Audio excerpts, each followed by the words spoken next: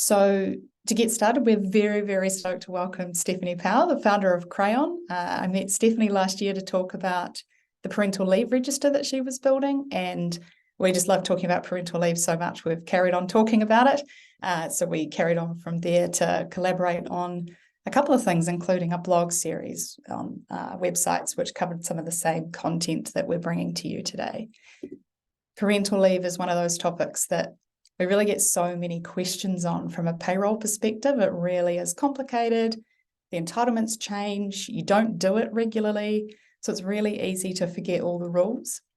And the other element, of course, is that we want to do right by our employees, as well as upholding the obligations that we have as employers. We want them to have a good experience. They're having a huge life change. It could be a huge challenge, as well as a time of great excitement. We want to set them up to succeed, and obviously we want them to come back to work and feel supported. Steph, do you want to talk about Crayon and what you do and what you see in regards to parental leave before we kick off? Sure. Thank you so much, Jess, for organising this and welcome everyone. Crayon was started about 1.5 years ago. We're probably best known for our New Zealand parental leave register, where we have almost 250 employers' parental leave policies available, including PaySauces. And this is one of my favorite topics. I've been learning about this area for about 1.5 years, and I will say it is complicated. I'm learning new things all the time as well. And so I'm excited to run through the entitlements with you today, in part because I've seen both sides of the coin. I am an employer. I've had 2 employees go on parental leave. I'm a small business, so I certainly feel the impact of that. I've been an employee when I took my first lot of parental leave. I've been self-employed when I took my second lot. So I've seen different parts of the journey. And what I will say, having spoken to lots of parents about it, is that it is quite tricky, I think, for both employers and employees to navigate well. And it can be a bit of a make or break experience for a lot of employees. So understanding what their rights and responsibilities are and what yours are as employers is really critical to really making sure that process is smoother. So what we'll cover today are the employee entitlements under the legislation, common mistakes that Jess and I see employers make so that you can avoid them, and then easy ways to go above and beyond. So the employee entitlements in New Zealand, they're governed by the Parental Leave and Employment Protections Act of 1987. And within that act, there are 2 key roles that they define. The first is primary carer. So someone meets that definition if they are the biological parent, if they are the spouse or partner of the biological parent, and that biological parent has transferred some or all of their entitlement to government payments to their spouse or partner. Or it can be a person taking permanent responsibility for a child under the age of 6. So some examples of that are adoption, home for life, permanent guardianship. If it's a couple taking permanent responsibility for a child under 6, they'll need to nominate one of them to be the primary carer. The partner is the partner or spouse of a primary carer. In terms of entitlements, for a primary carer for time off work, all pregnant employees are entitled to 10 days of unpaid special leave to be used while they're pregnant. It's for attending medical appointments, scans, antenatal class, etc. There's no minimum length of service to qualify for this. There is, however, length of service requirements to take parental leave, and it's dependent on how long someone has worked at the same employer for an average of at least 10 hours per week. So if an employee has been with you for less than 6 months, or it's been less than 6 months since they returned from a period of prior parental leave, they will need to apply for negotiated leave. There's information on the Employment New Zealand website about how to handle this, and there are only certain grounds an employer can decline this. If they've been with you for at least 6 months, then they're entitled to 6 months of parental leave. And if they've been with you for a year, or they've been back from parental leave for a prior period of parental leave for a year, then they're entitled to 12 months. And that leave they could share with their partner. In terms of payments, the main source are government-funded parental leave payments. It's available for up to 6 weeks. They replace your income for up to a cap of $712.17 per week gross. And a primary carer can transfer this once to their partner, provided their partner also meets the eligibility requirements. And that is typically it's a primary carer who has worked any of the 26 weeks in the year before their child's expected arrival. So it's worth noting here that this can be across multiple employers. There can be breaks in employment over that 52-week period. And it can actually be the case that a primary carer who's joined an employer less than 6 months before their due date is entitled to the payments, but not entitled to the time off, in which case they would need to apply to you for a negotiated carer's leave so that they can receive those payments. There is also preterm baby payments. So a premature baby under the legislation is defined as a live birth before 37 weeks gestation. So if that happens, a primary carer who is entitled to parental leave payments can also apply for preterm payments.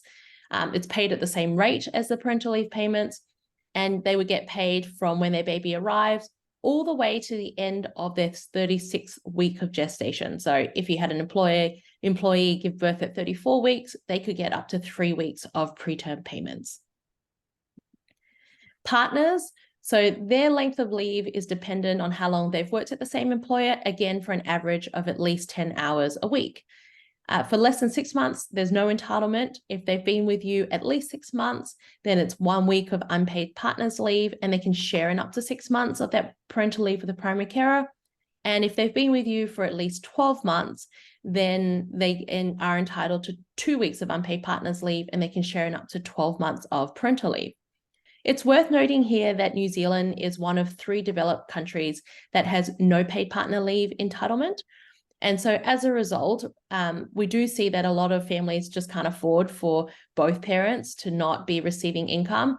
And so that utilization of unpaid partners leave is about 4% in New Zealand. Most partners end up taking some form of paid leave, such as annual leave or days in lieu, to have time with their family. In terms of working what a couple is eligible for, it is, you can see there's actually a snapshot of a table here from MIMBY. It's got, I think it's 16 quadrants. And so I'll make sure to include a link to that afterwards in email. We've also developed a pretty easy to use tool that you can click through to work out an individual's entitlements. In terms of requesting leave, an employee needs to give you at least 3 months' notice in writing before their due date. It's only 14 days' notice if they're taking permanent responsibility of a child under 6. You then have 42 days to respond. That includes 7 days for an employer to ask for more information from the employee, 14 days for that employee to provide that information to you, and then 21 days for you to provide a written response and to confirm their entitlements. If they want to apply for the payments, they'll need to do that via MyIR. It used to be paperwork that an employer would provide, but it's gone online now. Employment New Zealand has really helpful templates in terms of what needs to be included in the letters that employees send you and your response to them. And again, we'll include a link to that afterwards. Keeping in touch hours. So while an employee is receiving government payments, they can actually work paid hours for you, provided both the employee and employer agree to this. It's no more than a total of 64 hours over that 26-week period, and those hours are not worked within the first 28 days after their child arrives. Now, those hours can be worked either as full work days or part hours. There are also extra keeping in touch hours available if someone is receiving preterm payments. It's equivalent to 3 hours for every week of preterm payment that they receive. It's important that the employee doesn't go over that 64-hour cap. Otherwise, the government considers them to have returned to work and they'll cease all parental leave payments. We see this as a very underutilized part of the legislation. I think a lot of people just don't know about them. I didn't know about them when I went on my first bout of parental leave. It can be a great way for employees to keep in touch with the organization, to smooth their ramp up back into work. They can use them for training, upskilling, attending team offsites, client meetings, etc. If this is something you want to make available to your employees, then I strongly suggest you let them know and have a conversation with them around what they might want to do, understanding that their plans might change once their baby arrives, and at least have a loose plan in place. And it's probably part of a broader conversation around how an employee wants to keep in touch with their employer during parental leave. And we'll talk a little bit about this later. Requesting an early return. So often, and I know this from firsthand experience, you don't really know what you want or what your experience is going to look like until after your child arrives. And so it might be the case that an employee is actually itching to come back to work, either because they want the mental stimulation. A lot of the times it's actually financially driven as well. If they wish to do this, they have to make a request in writing to you at least 21 days before their preferred return date. As an employer, they can only come back if you agree to it. There are 2 exceptions where they can come back when they want, and that's if they or their partner are no longer the primary carer of the child, or their child is miscarried, stillborn, or passes away. In all other circumstances, they can only return if you agree. In practice, what we see is if an employer is bringing in a parental leave cover, usually that contract will include a clause that says, we can terminate this contract at any time with 4 weeks notice. That's typically how we see this handled, so that the employee on parental leave has some flexibility in terms of their return date. Not returning to work. An employee must give you at least notice in writing 21 days before the end of their parental leave period. If their contract specifies a longer notice period, they need to adhere to their contract and give you that amount of notice. From an employer's perspective, it's important to note that the end date of their employment is considered to be the last day of work before they went on parental leave, not the day that they gave you notice period, not the day that their notice period finishes. And that's important for calculating holiday pay, and your friendly payroll provider, such as PaySauce, can definitely help you with that. And then job protections. So an employee has the right to return to the same job while they're after parental leave, unless 2 things occur. One is you determine that they hold a key position, and the threshold for this, having talked to employment lawyers about it, is relatively high, and the onus is on the employer to establish that it's a key position and therefore requires a permanent replacement, or a redundancy situation occurs.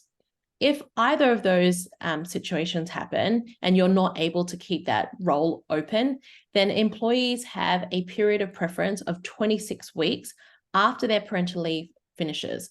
What that means is that if a role opens up or becomes available during that 26 weeks, your employee who's been on parental leave must be offered that role first. I'm going to hand over to Jess to talk about rights and responsibilities as someone comes back into work. Awesome. Thanks, Steph. That's great. I've just realized that I also had a note for a job protection provisions. I'm really sorry. So there's going to be a double up slide, and we'll just skip over that one when it comes in. I'm sorry, that's my fault. So I'm going to talk about flexible working conditions. And this is an interesting one because when we're talking about flexible working conditions, we're talking about it here in the context of parental leave and returning to work. But the flexible working conditions aren't actually this unique or special to parental leave. It's an enshrined right that employees have in the Employment Relations Act.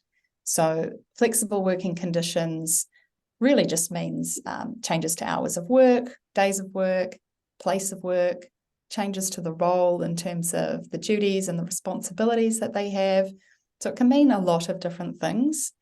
It is going to be different depending on the business that you're in. So customer-facing roles or in-person roles like hospitality or in the trades, they're going to look a bit different than perhaps an office worker, where a lot of the time those flexible working conditions are probably going to look like I'm going to work from home these days or that sort of thing. Where you would usually see it, of course, is something like I worked 40 hours a week before I went on parental leave. I want to return to work doing 20 for a period of time, and then I will gradually step back up doing 40. There's a huge variation in what this can look like. Childcare arrangements determine when people are going to be available and all those sorts of things. So again, what's important, and there's definitely a theme here about things being in writing, absolutely have a conversation about the flexible working conditions that you're agreeing to, but employees do need to submit in writing what they want from the arrangement. And so they have to submit to you in writing what they're looking for, really, in terms of timeframes and the specific changes. Once an employer receives a request for change to working conditions under this flexible working conditions arrangement, you need to respond in writing as well to confirm that request, as well as any other conversations you've had. So that's been accepted in this way that this has been laid out, or we've made the following amendments to this request that you made, or to refuse the request if it's not able to be accommodated. Employers do have to deal with these requests as soon as possible, but you have a month to respond once you've received the request. So if you already know the answer on day 3, you should respond on day 3, but you do have up to a month to work through a request for flexible working conditions. You can only refuse a request for flexible working conditions if it can't be accommodated on certain grounds, but these grounds are quite broad. So, you can't reorganize the work, you can't recruit extra staff, there's going to be a negative impact on meeting customer demand or quality of performance, or that there's just not work at the time that they propose working. So, yeah, fairly broad grounds, and you can work through that if you need to. The other thing with changing hours under these flexible work conditions is that it obviously has an impact on leave entitlements. So from a payroll perspective, with my payroll hat on, what we often see is that any change to working patterns, whether it's the number of hours in a day or the number of days in a week, or just the total weekly hours, regardless of how that's shaped up, that's going to impact the leave in some way, shape or form. So to use annual leave as an example, as you are probably aware, the entitlement to annual leave is provided in weeks, often represented in days or hours, but granted to employees in weeks. So if I work a 40-hour week, I need 160 hours of leave every year to be able to take 4 weeks away from work.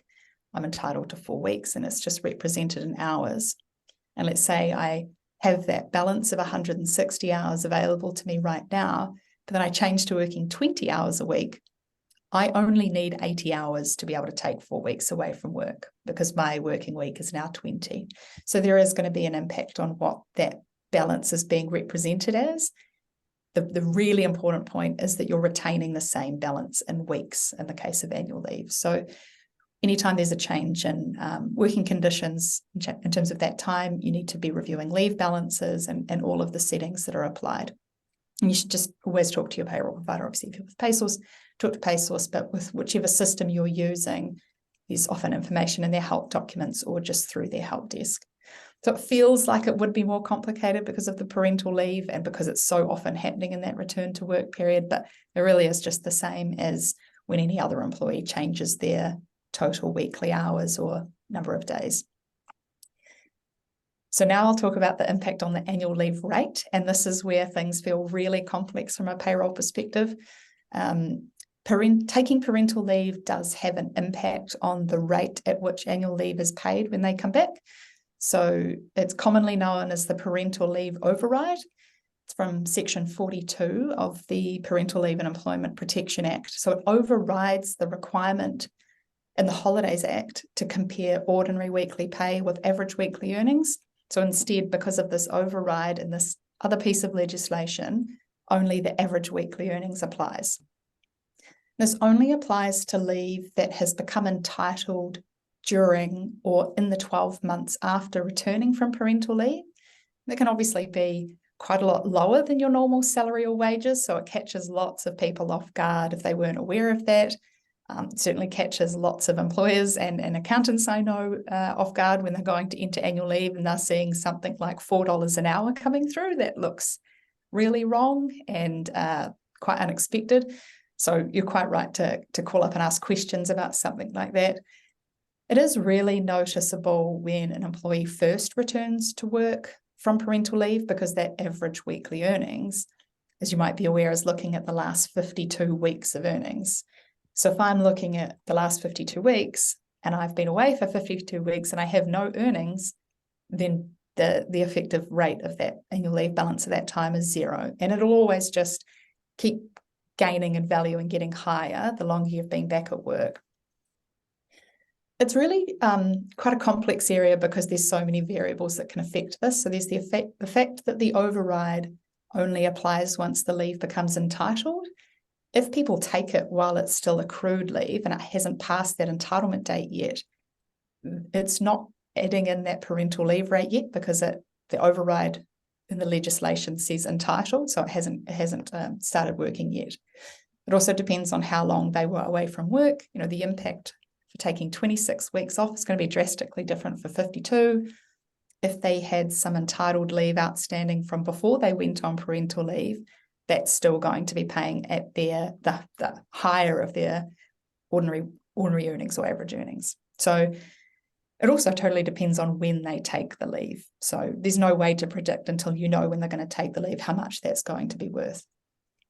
This was set to be removed as part of a Holidays Act review. So if you're following what the Holidays Act Task Force, which is such a cool name for a group, had recommended, they had made a recommendation that that override should be removed, but that bill wasn't put forward. I'm sure you're all watching that very keenly. We have to watch this space now because I'm not sure what we'll expect to see. What do you think, Steph? Yeah, I was looking for an update on this, and last I heard it was something that was going to be considered post-election, but there's not a lot of news on it, to be honest. No, and yeah, with the change of government, we'll have to wait and see what happens. It's an interesting space.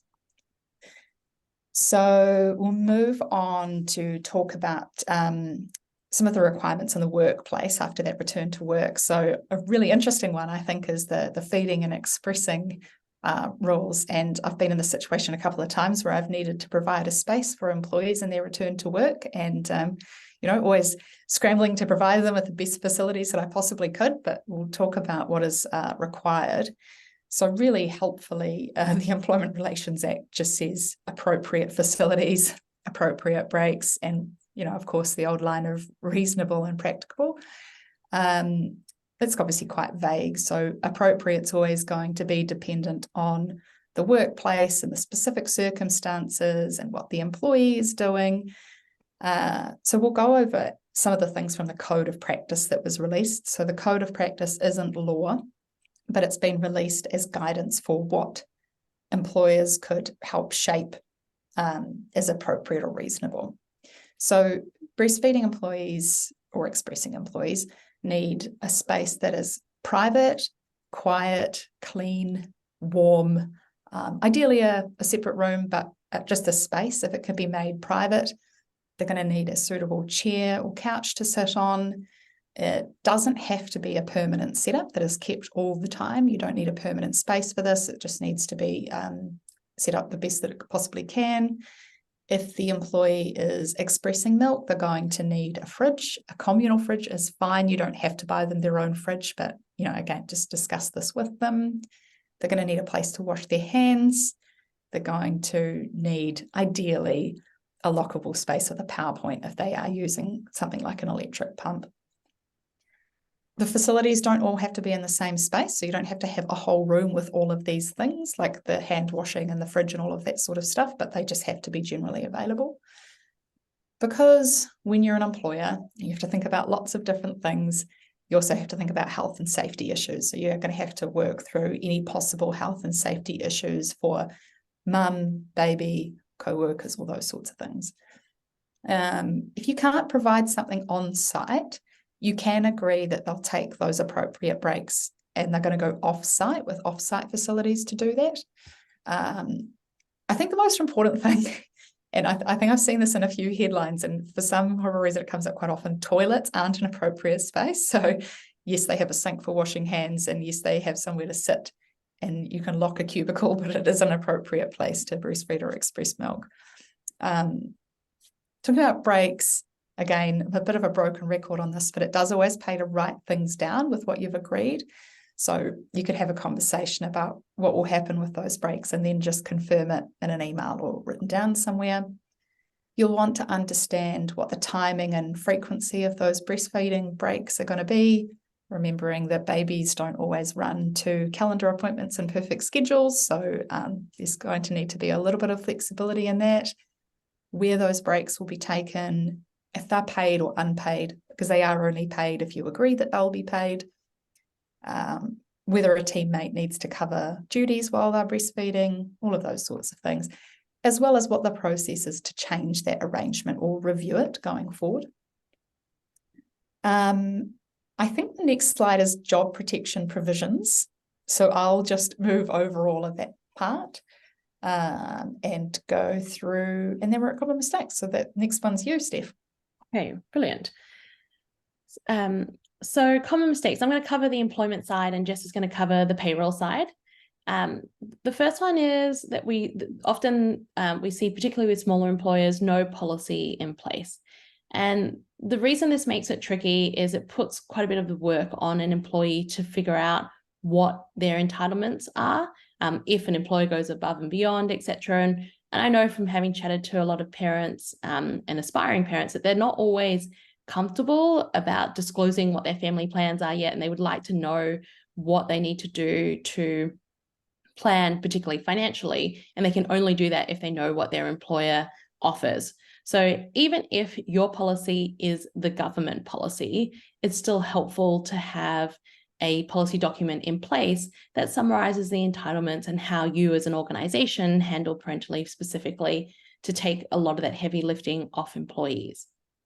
The second is cases where employees just aren't given information about how, as a workplace, you manage that parental leave and that return to work.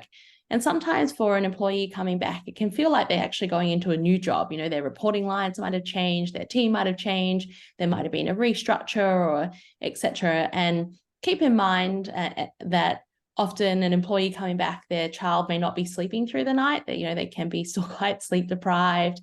There's often we hear from parents that there's a real knock to confidence that can happen while coming back on from parental leave. And so making sure that there's a smooth process in place to essentially re-onboard someone into your workplace can make a big difference to how successfully they return to work. Not understanding obligations for both employees and employers. And, Jess and I have given a bit of a crash course, but there is quite a bit to it. So we understand that there's a lot, particularly when you don't handle parental leave frequently. Having said that, trying to make those clear for both managers and employees can again smooth that process. And then not having clear communication. So a good example of this is not talking about what an employee wants while they're on parental leave in terms of keeping in touch with an organization. Some people don't want a bar from work while they're with their newborn or their new child. Other people really want to be in the loop. It does vary quite a bit parent to parent. So strongly encourage to have explicit conversations around, how do they want to keep in touch? In what format do they want to keep in touch? Do you have the right contact details for them? If you only have work email for them and they're not checking that while they're on parental leave, how will they be able to get the information that they need? Are keeping in touch hours part of that plan? And then, as that return to work process or return to work date nears, what does that process look like? How do they want to come back? Do they need flexibility? Is that feasible for you as an employer? Do they need retraining? Are there new systems or processes that they need to get upskilled on? What have they missed that's really critical to the work that they do? One example I heard recently from a return to work coach is having managers do a what you missed meeting. So, for the first few weeks while you're back, actually carving out some time to sit down, go through your calendar and say, actually, this is what happened that's relevant to your job, etc. I think that really helps an employee feel seen and valued on the way back in. So, as Jess has alluded to, getting a lot of this is around actually communication. We're going to go through how you can go above and beyond, but even getting really clear communication can make a big difference to someone's experience. Absolutely. I think a couple of times when I've had employees take parental leave and they've come back and the first day, if not more, has been clearing their inbox and just sifting through it and putting things in the right folders and going, oh, wow, I didn't know this person had left, or I can't believe this big thing happened. It can feel, at 26 weeks now is a really, really long time. And back when I had my first child and parental leave was 14 weeks, you didn't miss quite as much, but 26 weeks, half a year, it's a lot of things to miss from work. In terms of the common mistakes from payroll, really as long as I've been working in payroll, I've seen fairly consistently employers not recording parental leave in some way, shape or form. So either recording it as unpaid leave with the unpaid leave entries, or just skipping that person's pay. So just not recording anything for them each pay period while they were there. They're not getting paid, but there's no pay entry to indicate anything about parental leave. Or actually, probably the worst one really is terminating the employee when they're about to go on parental leave and reinstating them as an employee again when they come back. So both of those are no-nos. We really need the parental leave recorded in there. So every good payroll system is going to have a way for you to record parental leave. It's always going to be specific to what you're using, but there's always going to be help guides or a support team to help you record that parental leave correctly. Obviously, if you're with PaySauce, you can talk to our support team about it, but it really is just as straightforward as putting parental leave in the settings and let the parental leave pay card come through every pay run, but then leave that parental leave pay card through in the pay run, which incidentally has the little option for the keeping in touch hours as well when those need to be paid. It needs that to understand, that the accrual is going to be correct, all the entitlements are going to continue as they should, and that when that employee returns to work, that the annual leave rates will be calculated correctly in line with that override setting. The other thing we see is people removing balances that have been accrued. So recording all the parental leave correctly, but then making an adjustment to try and remove sick leave or annual leave balances. Just don't do that. What's usually being removed is an entitlement by law for that employee. And I think, you're just unnecessarily exposing yourself to risk as an employer when you do those things. There's already so many things you have to keep a handle on to make sure that you're not doing anything wrong. And that's just unnecessarily exposing yourself to potential problems and not giving those employees the minimum entitlements. So by all means, call any support team you need to, or contact someone to find out why something's there, if it's correct, it looks high, I'm not sure, or that looks too low, what do you think? If something's incorrectly entered or overstated, things can always be recalculated and adjusted, but definitely talk to someone. I think it's worth saying we actually ask all of our customers to just get in touch with us anyway when someone's returned from parental leave. We really just want to make sure those transactions have been recorded correctly. We would much rather give people the peace of mind that everything's been recorded correctly when the person first gets back, rather than find out 6 months down the track that it wasn't, and now there's quite a lot more of a fix-up job now that there's the return to work period as well. So much easier to just have a quick look when they've returned. The other mistake is slightly less common, but it's still one. I hear it quite often, and I also hear it around Christmas close down, so it's quite important. You can't empty out someone's leave balance when they're not taking that time away from work. And I would often get this request from employees directly. I'm going on parental leave. I want to take all of my leave balance. I'm going to work up until, Friday the 28th. And then I want all my leave balance paid out to me. I start parental leave straight after that. You can't do that because it doesn't correlate to any time away from work. You need to take the annual leave as paid for a period of time away from work, except for a cash up. So annual leave cash ups obviously have very specific rules. It's only 1 week per entitlement year. It can only be entitled leave. It's taxed differently. It's included back into leave calculations correct in a different way. So I won't go into excruciating detail about that, but it is quite a common thing I see as a request to empty out the leave balance and have it all paid out. I've got 130 hours. How do I pay out that 130 hours? And you shouldn't really do that. So that's it from me on those mistakes. And then going above and beyond, I've got some quick wins here, and I know as a small employer, you don't always have the financial means to do what you see in the headlines, the full 26 weeks paid, etc. But I think there are still meaningful things that an employer can do at any size. And the first one is clear documentation and making sure that's easy to find. So whether that's, in multiple channels such as email, if you have a work internal chat system, an intranet, making sure it's on all those channels so someone can easily search for it. And again, even if you offer the statutory entitlements, still strongly suggest that you have clear documentation. As an easy win, you can include anything that an employee will continue to have access to on parental leave as an extra. So that might be that you let them keep their tools of trade, such as a work-issued phone or laptop.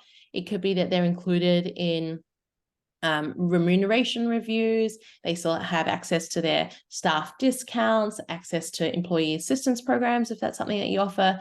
All of that is counted as going above the legislation. So it's worth highlighting that to your employee, and you can do that in the documentation. Having very clear processes for offboarding, keeping in touch, and re-onboarding.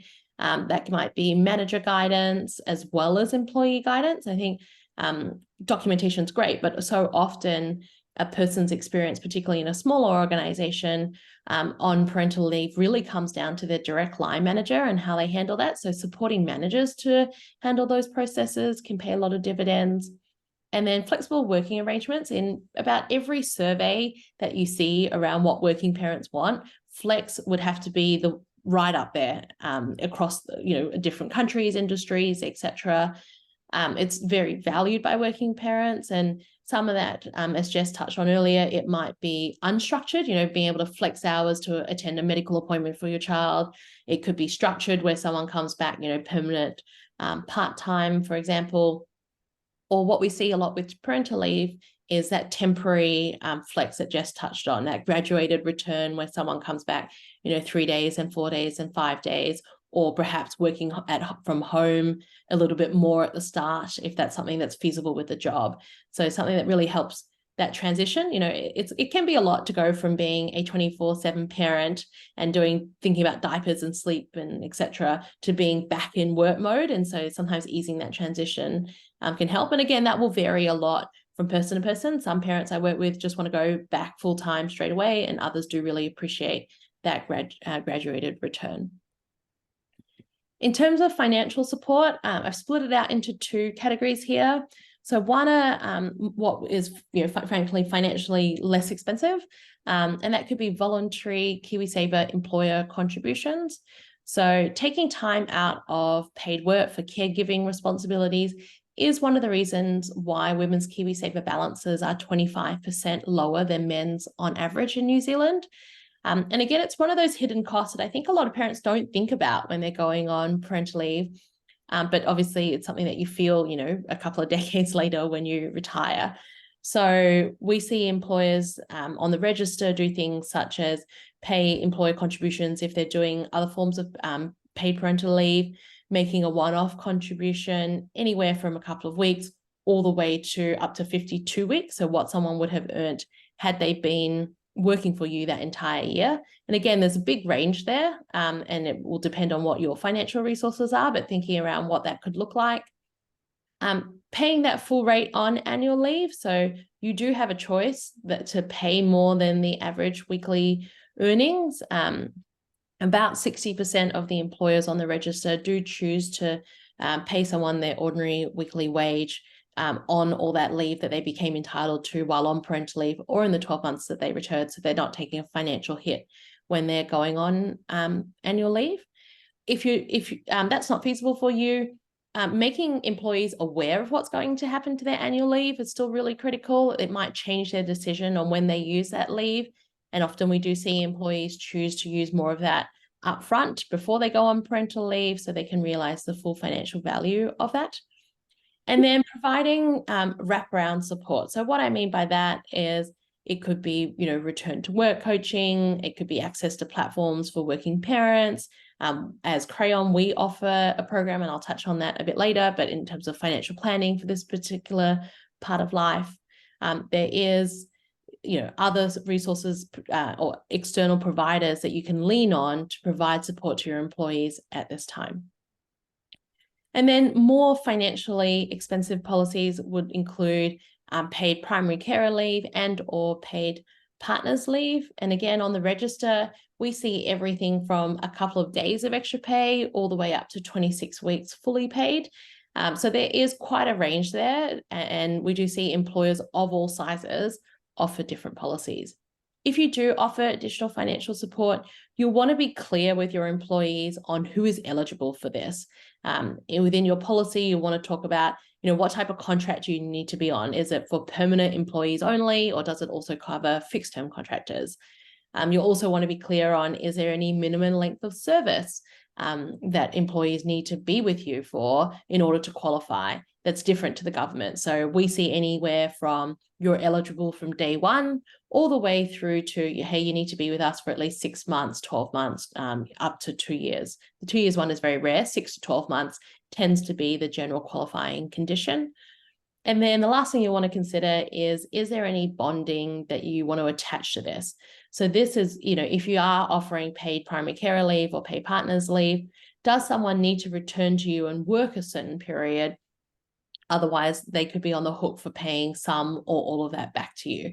And the bonding, if it does apply, and it's about 50-50 on the register whether someone has bonding or not, but if they do have it, then usually it's 6 or 12 months that someone needs to return from parental leave and work for you at, so that they're not in a position where they need to pay it back.